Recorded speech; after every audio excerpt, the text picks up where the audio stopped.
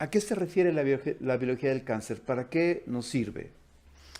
Bueno, si entendemos que el ser humano o todos los seres humanos estamos compuestos de la misma materia, y estoy hablando de los ácidos nucleicos, cosa que frecuentemente en la secundaria nos hacen aprender de memoria el tipo de ácidos, dice, pues, ¿y eso para qué sirve, no? Pues todos los seres humanos y todos los animales y las plantas tenemos esa composición y algo pasa en esta composición, en la información más interna la información molecular, y eso es, el cáncer es una alteración en la información molecular, en la comunicación de los ácidos nucleicos, y parece algo muy complejo, pero en realidad esa es la definición del cáncer. Es una mala información que se va de una parte celular a otra parte y que va transformándose a través del tiempo y termina siendo, de ser un ángel, termina siendo un demonio. Entonces, aquí el punto es de que el cuerpo, el ser humano, o sea, la biología que tenemos todos los seres vivos, es un equilibrio entre una fuerza y otra, y cuando se pierden esas fuerzas es cuando aparecen las enfermedades, y el cáncer es una de ellas, ¿sí? Es una alteración en los ácidos nucleicos, en el ADN. O sea, lo que me estás diciendo es que todos de alguna manera estamos formando tumorcitos chiquitos y algunos, nuestro cuerpo los Todo, destruye, todo, todo, pero algunos se pasa y es cuando... todos los seres vivos tienen este problema, porque es parte de la vida, es parte del desarrollo de la vida. Entonces, obviamente, a final de cuentas, hablamos de cáncer como si fuera una enfermedad única, pero en realidad son varias, múltiples enfermedades, cada una con sus características muy particulares.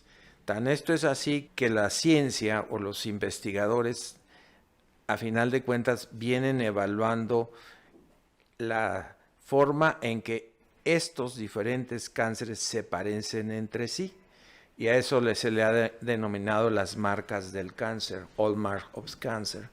Y obviamente es un concepto muy de biología, pero es muy aplicable a la práctica cotidiana de los médicos. ¿Y eso cómo se traduce en la atención, en el tratamiento? Mira, como un ejemplo muy característico, y eso a mí me causó mucha impresión cuando las ciencias básicas empezaron a dar información de que las células tumorales tenían en la superficie una serie de antenitas, vamos a llamarlas como tal para entender, que se expresaban en la superficie, y a eso se llamaba sobreexpresión de estas proteínas. Y el ejemplo de ellas, por ejemplo, más característico es la sobreexpresión de la proteína HER2 en la superficie de las células. Más bien está poco expresada, y en el cáncer se sobreexpresa. Entonces estas proteínas, Salomon fue quien lo describió,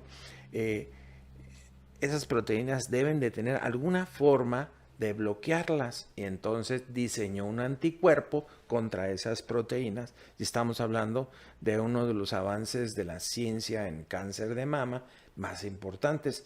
Es la proteína HER2, y el anticuerpo es el trastuzumab, que ahora lo usamos todos los días en forma rutinaria en todos los pacientes que sobreexpresan esta proteína. Entonces esto vino a cambiar radicalmente el concepto, y si eso nos seguimos avanzando y vemos que hay otras proteínas que se sobreexpresan o se manifiestan en la superficie celular, en las cuales algún medicamento puede llegar a bloquearlas, y a esas son proteínas de superficie que son bloqueadas y hacen que la célula vaya a desarrollarse hacia la muerte celular. Entonces, todo esto ha generado una revolución dentro de la terapia oncológica, ¿no? A tal manera que ahorita estamos inmersos en esto. Entonces, Si a eso le agregamos que el cuerpo tiene un sistema de defensa especial para atacar los tumores, estamos entrando a otro concepto terapéutico, ¿no? Sí,